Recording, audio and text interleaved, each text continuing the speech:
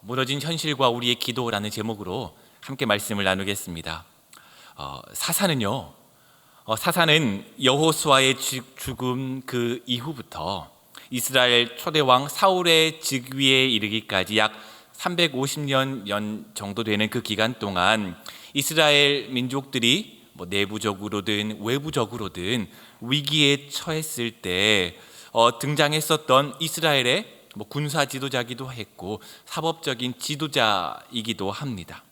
왕이 없었던 그 시기에 이 사사들의 이야기를 영웅담적인 에피소드들을 모아서 그때 당시의 역사를 조망한 책이 오늘 우리가 함께 읽은 사사기입니다. 여호수아 가나안 정복 전쟁 이후에 이스라엘 민족들은 각지의 땅을 분배받아 자리를 차지하고 그곳에서 살아갔습니다. 그런데 하나님께 범죄함으로 말미암아 그들이 분배받은 그 땅에서 그들의 삶을 이어가지 못하고 블레셋 사람들에 의해 혹은 다른 민족들에 의해 억압되고 고통받는 삶을 살아갔습니다. 이런 상황 가운데에서 삼손이 등장합니다. 단지파 출신 마노아에게서 태어났는데요, 하나님의 사자는 아이를 출산하지 못하는 이 마노아에게 찾아가서 네가 아들을 낳을 것이다 말씀하시죠. 그리고 아이를 낳기 위해 너부터도 포도주와 독주를 마시지 말고 부정한 것들을 먹지 말고 또 아이가 태어나면 그 아이의 머리를 자르지 말아라 라고 말했죠. 하나님께 바친 나실인으로 구별된 삶을 살아가도록 이 삼손에게 또한 마노아에게 말씀하신 것입니다. 그렇게 태어난 이 삼손은요, 성경에 나오는 인물 중에 가장 확실한 은사를 받은 사람입니다. 바로 육체적인 힘이죠. 세상에는요, 노력을 통해서 갈고 닦을 수 있는 재능도 분명히 있지만 선천적으로 타고난 재능도 반드시 있습니다. 하나님은 우리에게 재능을 주셨죠. 공부도 재능입니다. 아시죠? 문일지십이라는 말 들어보셨죠? 하나를 들으면 열을 깨닫는다라는 말이에요. 하나를 듣고 열을 깨닫는 사람도 있고요, 하나를 듣고 둘을 깨닫는 사람도 있고, 하나를 들어도 그거 하나 못 알아듣는 사람도 있습니다. 공부도 재능의 영역이에요. 운동도 재능입니다. 같은 동작을 배우고 같은 것을 익혀도 몸을 사용하는 방법을 아는 사람이 있고 모르는 사람이 있어요. 또 그림도 재능의 영역이죠. 생각과 상상을 현실로 물감으로 혹은 물체로 입체로 표현해내는 것, 다 재능의 영역입니다. 이처럼 삼손은 선천적으로 육체적인 재능을 가지고 태어난 것이죠. 그가 어떤 노력을 해서 받은 재능이 아니라 하나님의 은총으로 받은 선천적인 재능입니다. 성경에 기록된 모든 사람 중에서 가장 힘이 센 사람이라 말할 수 있습니다. 1000명이 넘는 군사와 싸워 거기에서 승리한 사람이었고요, 블레셋 전체가 삼손을 힘으로 이겨보려고 했으나 결코 이겨보지 못했던 사람, 바로 그 사람이 삼손입니다. 이런 삼손은 나실인입니다. 나실인으로 독주를 금하고 머리에 삭도를 대서는 안 되고 시체를 가까이에서도 안 됩니다. 그런데 이 삼손은 술과 향락을 좋아했습니다. 죽은 사자의 몸에 있는 꿀도 거리낌 없이 손을 대었고요, 나실인에게 명령하신 규례와 명령을 모두 무시한 채 살았습니다. 결국에는 들릴라의 유혹에 빠져 그에게 머리를 밀려버리고 하나님의 능력으로부터 멀어져 갔죠. 삼손이 지켜야 할 것을 무시하고 삼손은 하나님의 손을 놓아버렸습니다. 성경을 보면요, 삼손의 에피소드는 모두 여인과 관련되어 있습니다. 딥나의 여인과 결혼을 하려다가 실패한 이야기, 가사의 여인과 함께 있다가 성문을 들고 그 성문을 헤브론 산에 버린 이야기, 또 들릴라와의 이야기. 삼손은 여인의 유혹, 술의 유혹에 무너졌던 사람입니다. 하나님께서 구별하신 나실인인 이 삼손이 블레셋, 이 이방 문화와 여인에 빠져 살았던 모습은 하나님의 백성으로 부름 받았지만 여전히 세상에 죄악된 모습에서 끊어내지 못한 채 그렇게 살아내는 우리의 모습과 오버랩되기도 합니다. 자신이 블레셋 여인을 사랑하는 것이 옳지 못함을 알고 있었지만 그는 이 삶을 끊어내지 못했습니다. 이스라엘의 구원자로서, 사사로서 정체성을 가지고 있었지만 자신의 부르심으로부터 항상 도망쳤습니다. 그 결국은 우리가 알다시피 하나님의 임재로부터 멀어진 채 오늘 비참한 현실을 마주해야만 하는 삼손의 이야기를 우리는 보고 있습니다. 블레셋에게 붙들렸고 결박당했으며 두 눈이 뽑힌 채 감옥에 끌려가 갇혔습니다. 맷돌 앞에 앉아 그 안에 곡식을 넣고 그것을 돌리는 반복적이고 하찮은 일을 하는, 다른 사람의 구경거리가 된 삶을 살아야 하는 모습이 되었죠. 하나님의 사람에게서 하나님의 신이, 하나님의 임재가 떠난다는 것은 그 자체로 비참한 일입니다. 여러분은 하나님의 사랑을 많이 받으신 분들이십니까? 하나님의 사랑을 많이 느꼈다면, 하나님의 은혜를 경험했다면, 하나님의 은혜를 붙들고 살아간다면 우리는 반드시 삼손의 이야기를 기억한 채 살아가야 합니다. 삼손의 몰락은 삼손의 이야기가 아니라 우리의 이야기가 될 수도 있기 때문이죠. 주변에 시선이 있고 지금까지 교회 사람들과 쌓아둔 것이 있으니 교회는 다닐 수 있습니다. 하지만 하나님에 대한 애정과 존중과 하나님과 관계는 없는 사람이 있을 수 있죠. 예배는 드리는데 하나님의 임재가 느껴지지 않습니다. 기도를 하는데 하나님이 내 기도를 들으시는 것 같지 않습니다. 말씀을 보는데 무슨 말을 하는지 전혀 깨달을 수 없습니다. 내가 전도한, 내가 복음을 전한 새 가족은 하나님의 말씀을 듣고 깨달아 예배 가운데 감격을 누리는데 내게는 아무런 감동이 없습니다. 옆에 있는 목장 식구는 하나님을 만나며 하나님과 기도하고 소통하며 감격 가운데 살아가는데 내게는 그런 감격이 없습니다. 이런 것이 다른 누구의 이야기가 아니라 우리의 이야기가 될 수 있는 것이죠. 이런 것이야말로 우리가 경험할 수 있는 영적인 몰락입니다. 하나님은 우리에게 약속하십니다. 내가 영을 너희에게 부어줄 것이다 말씀하시고 언제나 성령으로 함께 하시겠다 말씀하시죠. 그런데 하나님의 임재가 나와 함께하고 있지 않은 것처럼 느껴진다면 우리는 얼마나 하나님으로부터 멀어져 있는 걸까요? 내 안에서 성령이 말씀하시는 것을 내가 들을 수 없다면 우리는 어떻게 살아가야 합니까? 예배 가운데 아무런 은혜와 감동이 없고 예배를 드리는 것에 아무런 의미가 없다면 우리는 어떻게 해야 할까요? 하나님은 자신의 손을 놓고 떠난 삼손을, 그 손을 여전히 붙잡고 계셨습니다. 우리를 향한 아버지의 사랑도 마찬가지입니다. 하나님은 절대로 우리를 포기하지 않으십니다. 아버지가 싫다고 집을 나간 둘째 아들이 집으로 돌아오기를 기다리시는 것처럼 아버지는 오늘 우리를 바라보시며 우리에게 그 얼굴을 향하여 비추사 우리를 지켜보고 계십니다. 언제라도 주님과 다시 시작할 수 있도록 손을 뻗고 계십니다. 이것이 복음이며 하나님의 은혜입니다. 오늘 본문 말씀을 통해 우리가 이처럼 삼손처럼 하나님으로부터 멀어져 있다면 우리가 어떻게 하나님께 더 가까이 갈 수 있을지 말씀을 통해 함께 나누어 보려고 합니다. 본문으로 들어가겠습니다.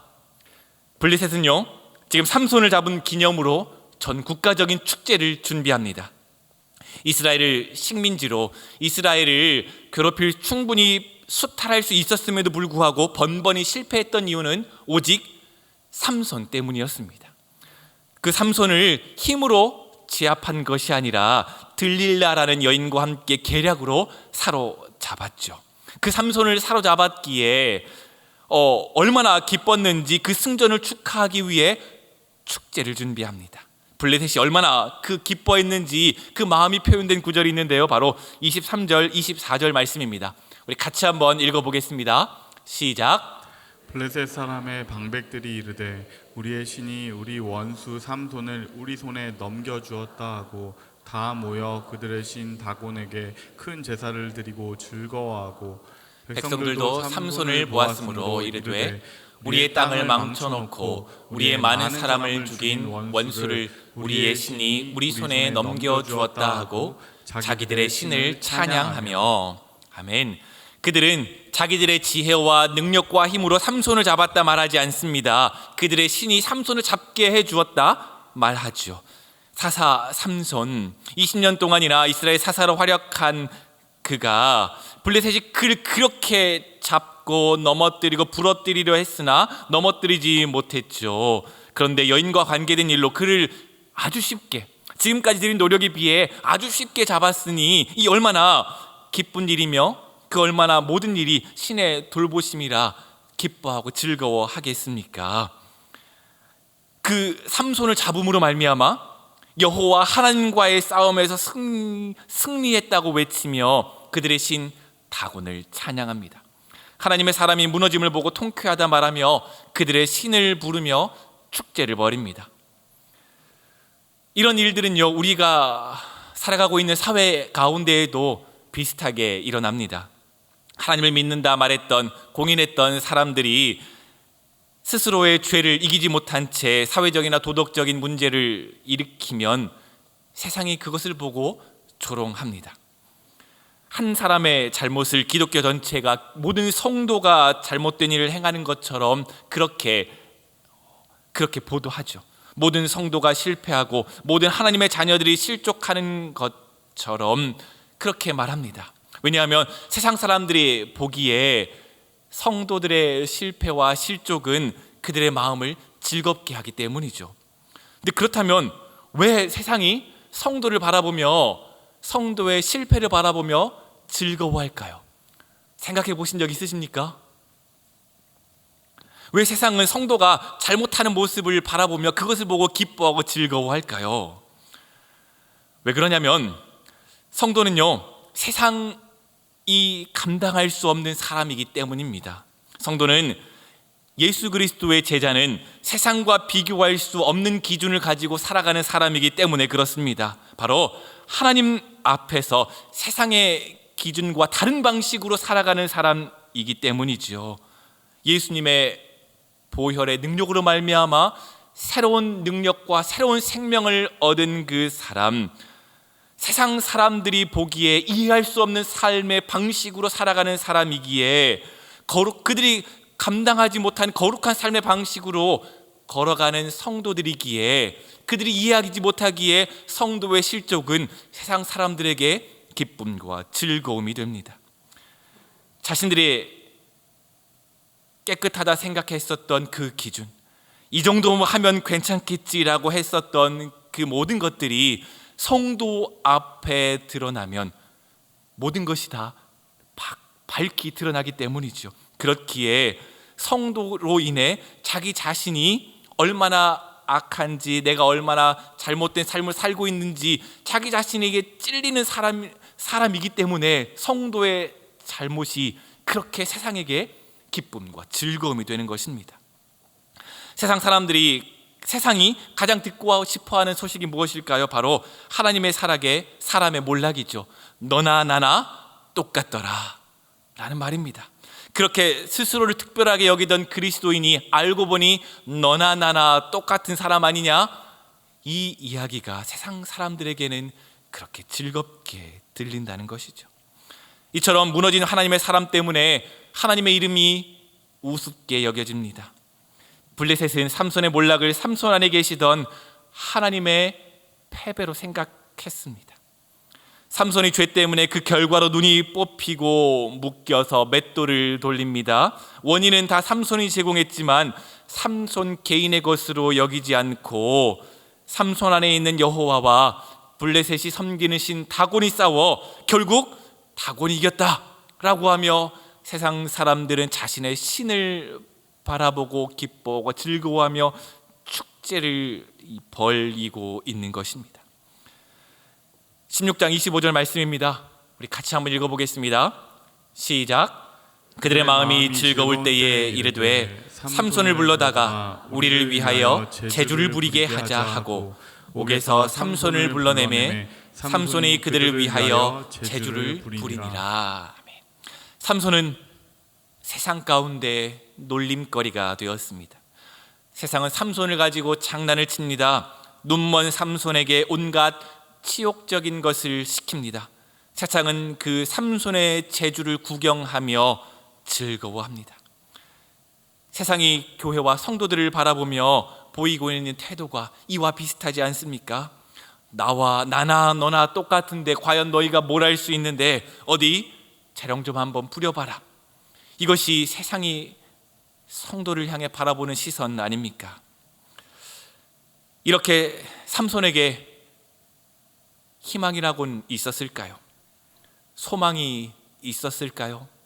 삼손은 지금까지 힘으로 그가 사랑했던 나라 이스라엘을 지켰던 사사입니다. 그런데 지금 모든 힘이 없습니다. 힘이 없는 것도 뿐만 아니라 두 눈이 뽑혀 앞도 볼 수 없습니다. 그리고 다곤 신전으로 끌려나와 하나님이 자기로 인해 모욕당하는 것을 들으며 블레셋 사람들을, 하나님을 모욕하는 블레셋 사람들을 위해 제주를 부리고 있습니다. 비참한 삼손, 어디를 둘러보아도 희망이 보이지 않습니다. 이대로 끝인 걸까요? 이대로 끝인 걸까요?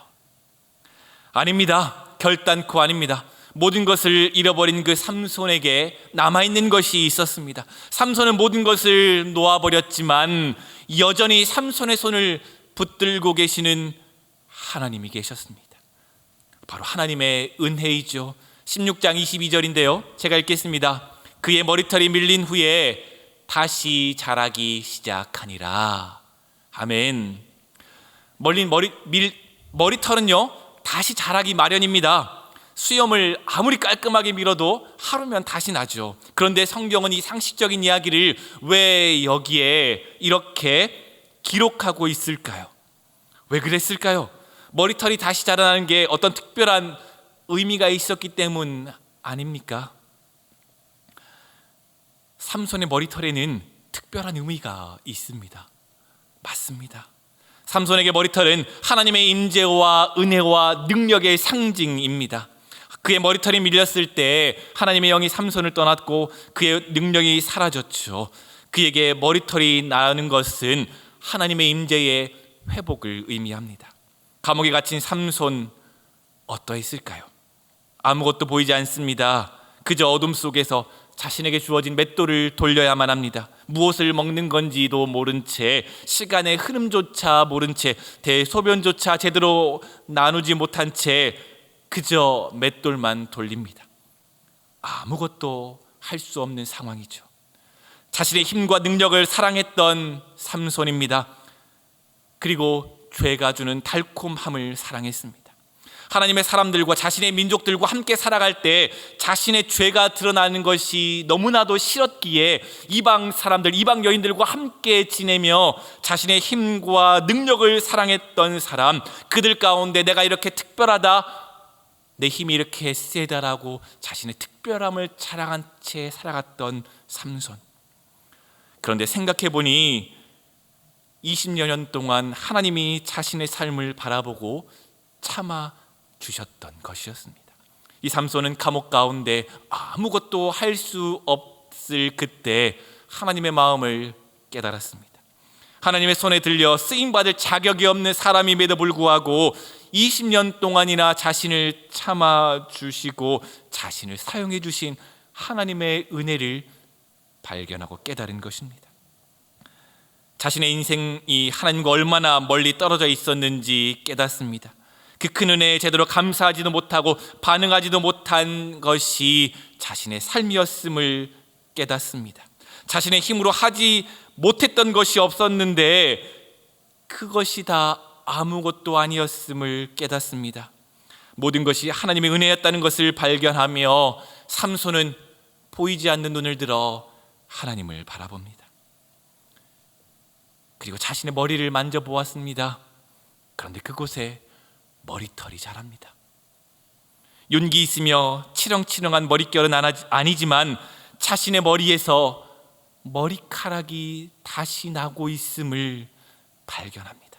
자신에게 없을 것 같은 그 머리카락, 영원히 자신에게서 볼 수 없을 것 같았던 그 머리카락이 자신의 머리에 다시 나는 것을 봅니다.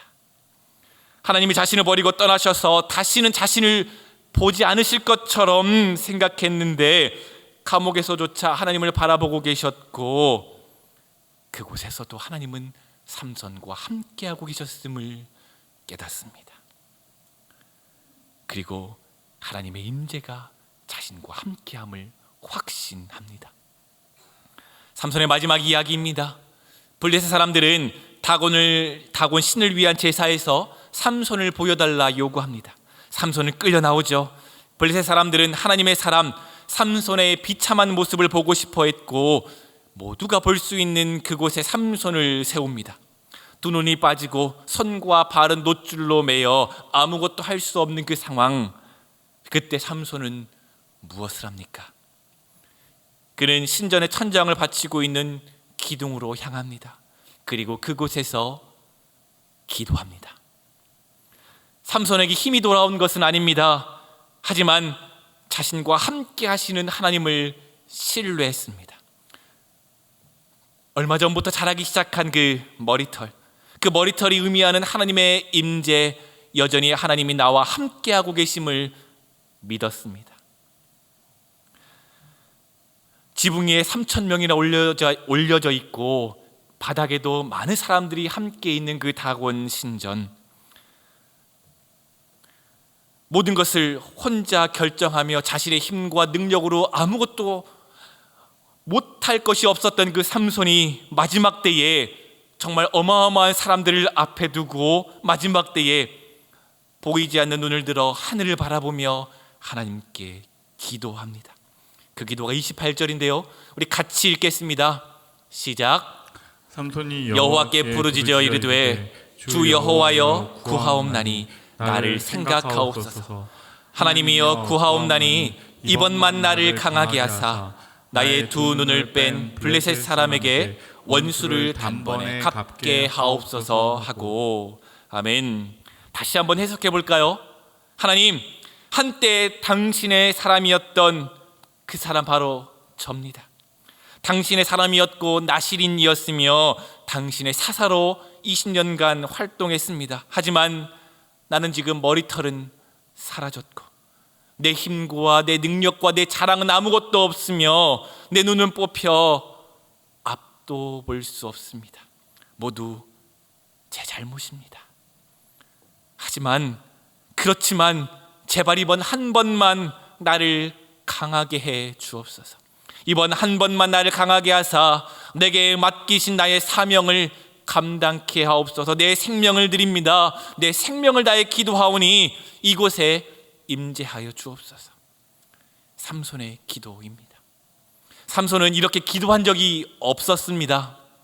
이렇게 기도할 필요도 없었습니다. 기도하지 않아도 자신의 능력으로 해결할 수 있었기 때문이죠. 하지만 하나님을 떠난 자신의 모습이 얼마나 초라한지 자신의 모습을 바라본 삼손은 하나님을 바라보며 하나님께 기도합니다. 하나님의 은혜를 구합니다. 고개를 들어 부르짖어 하나님의 임재하심을 구합니다. 하나님은 이처럼 겸손히 은혜를 구하는 자의 기도를 들으십니다. 낮아진 마음과 상한 심령으로 통회하는 마음을 가지고 하나님의 은혜를 구할 때 하나님은 응답하시며 그 은혜를 베푸시며 다시 회복해 하십니다. 두 눈이 뽑힌 상황도, 사람의 멸시와 조롱도, 내가 처한 상황도 하나님의 은혜를 막을 수는 없습니다. 비록 실패했지만, 비록 넘어졌지만, 비록 아픔은 있지만, 상처가 있지만, 죽을 만큼 힘들고 어렵지만 하나님은 겸손히 은혜를 구하는 자에게 은혜를 허락하십니다. 아멘. 우리의 이야기 아닙니까? 우리 주변에서도 많은 이야기가 들립니다. 가정을 위해 최선을 다해 사업을 진행했지만 모든 일이 망해 빚을 갚기 위해 가정으로 최선을 다하기 위해 발버둥치는 아버지의 이야기들. 자녀들을 양육하기 위해 최선을 다했지만 아이와 평범한 대화조차 하지 못하는 상황에서 하나님의 은혜를 구하는 어머니의 이야기.